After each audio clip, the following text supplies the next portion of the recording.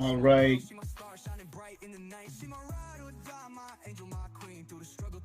All right. Good morning, good afternoon, good night to some of you all. It is Dr. Dan Mason here once again to talk about some geopolitical shenanigans going on.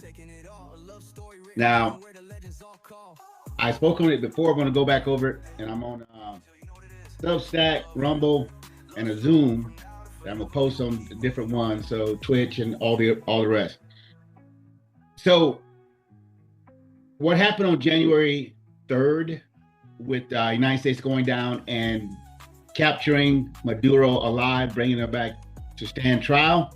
We all know about that, and it's been different talks. I'm gonna do another one later today, maybe on the scuttlebutt going around about us taking Cuba, Colombia, Mexico, and Greenland. There's a lot of stuff going around, a lot of people saying a lot of stuff. Even those on the right, Trump has not started a forever war. He is not a Bush, but there's military action and police action that can be taken to prevent forever wars, to keep people and things and entities in check. Whether you know it or not, China, Russia, Iran was making maneuvers down in Venezuela. You got the oil, largest reserve in the world. You got Latin America, you got South America, and Trump, United States have said for decades, centuries, the Monroe Doctrine, that we control what goes on in this hemisphere, rightfully, wrongly, amorally, whatever you want to call it. We made those statements to protect our influence in this area, Panama Canal and all such. So it is not without precedence that President Trump has made a move. The Democrats, Chuck Schumer, and all the rest have made fun of Trump, the first administration, not doing anything. But they are two-faced. Trump put a $15 million reward on Maduro's head. Biden comes back and he got to Trump. So he put a $25 million reward on his head. Trump won't be outdone, if possible. Put a $50 million reward on Maduro's head. So now he took action. He went down there. So now we want to go through some of the things that took place, that happened. There's a recording. Make sure here. All right. So, what went down? How it went down? What we have to look forward to in the future and stuff like that. All right. So first, I don't know if you knew. It's been on the news. I saw some videos, read some articles on Maduro making some speeches that he had bought 5,000 missiles that would counter any activity that the United States would do. Somehow, some way, those missiles did not get fired. We may never know, but we want to go and see what information we have out there and what we can bring to you.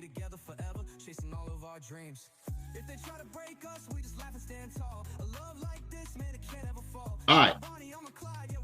The missiles are the Igla-S, which is a Russian modern, what they call man-pad. One individual or two with a shoulder-fired missile. In October 2025, Nicolas Maduro went on national television and made a bold claim. He said Venezuela had 5,000 Russian Igla, man-portable air defense missiles deployed across the country. 5,000 shoulder-fired missiles, 5,000 trained operators. His words were simple. The homeland must be impregnable. So what in the world happened? So NATO calls it the Grinch. I load up the pictures what I'm doing for my PowerPoint right now to Rumble and the other Substacks than the other, but I wanted to speak on this live where I'm also making the videos. Now, the Igla-S is Russia's modern man-pad system. NATO calls it the Grinch. It is the fire and forget. Aim, pull the trigger, and the infrared seeker guides the missile. It can hit helicopters 6 kilometers away and over 3 kilometers high.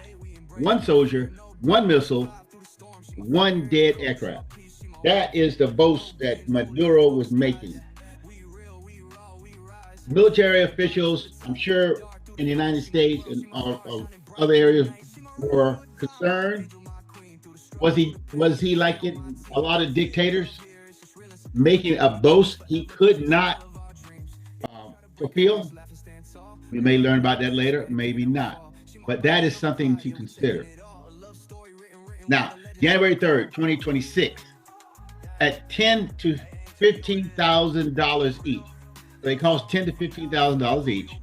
That stockpile represented at least $50 million in Russian hardware. Maduro's message was clear. If you send helicopters, they will die.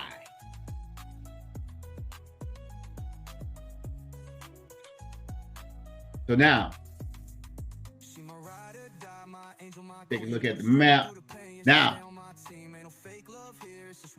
when they got there, it's only one recorded incident, videotape, where a soldier, Venezuelan, attempted to fire a missile at an American helicopter. It did not work.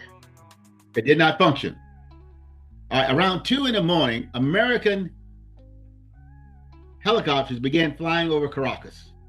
CH-47 Chinooks, big ugly planes, big ugly helicopters.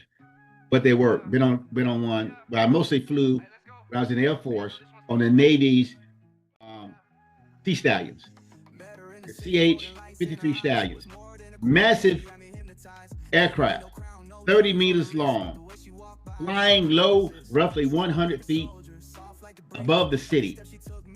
This, as they say, is a dream scenario for a man-pad. You got them locked in. They're in range. They're on a predictable course generally. And once you touch off the trigger, it flies out. They have very little time to react. Pilots have very little room to maneuver at 100 feet or so. And generally you'll have the crew chief or somebody looking out back, looking for those type of dangers. This is the dream scenario. A slow target, low altitude, no room to maneuver. The helicopter flew over for 2 hours, it's reported. So, breaking down, you have different ones, have different scenarios I'm gonna go over.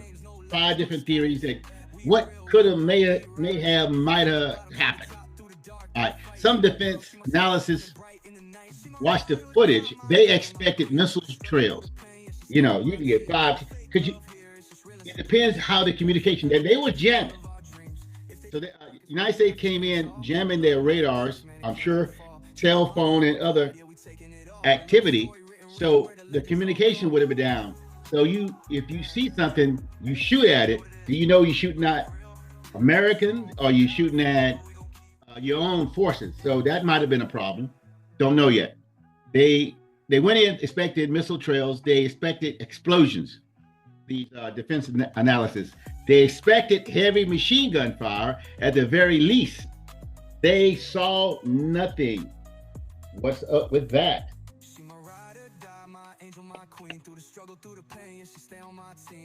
No sustained anti-aircraft fire, no missile salvos, no detonations in the sky. It is reported we had 150 aircraft platforms in the skies over Caracas. Remember now, Trump has been playing his card close and he's been playing it well. You might not like it, but he closed the airspace by telling airliners, consider the airspace over Venezuela to be closed. He closed the sea lanes. A blockade. He was so slowly tightening the noose, not a quick strike at the beginning, slow, precision, uh, methodological, but they saw no missiles. There's no destinations in the sky. They went in, they did their job, captured the supposed gang leader, supposed cartel member, head, and brought him out, him and his wife.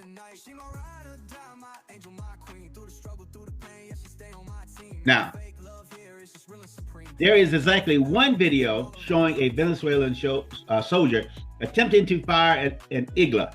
The missile failed. It did not track or it did not launch correctly. Out of 5,000 missiles, there was only one failed attempt. 0 helicopters, thank God, were hit. So where did 5,000 man-pads go? Where did it go? What happened?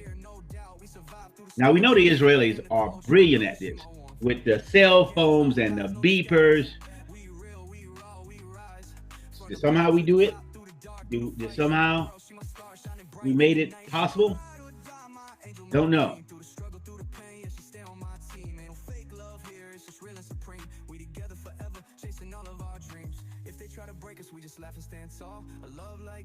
So that's the question. Just want to make a short video. Let me know what you think. What answers do you have? What other topics do you want me to get into? As you know me, I'm heavily into describing atheism for what it is, a belief-based system, abiogenesis and evolution, other belief-based systems. So let me know, and I'll be diving into how I process this, how I investigate it, and do investigate these topics. And I look forward to hearing from you and knowing what you think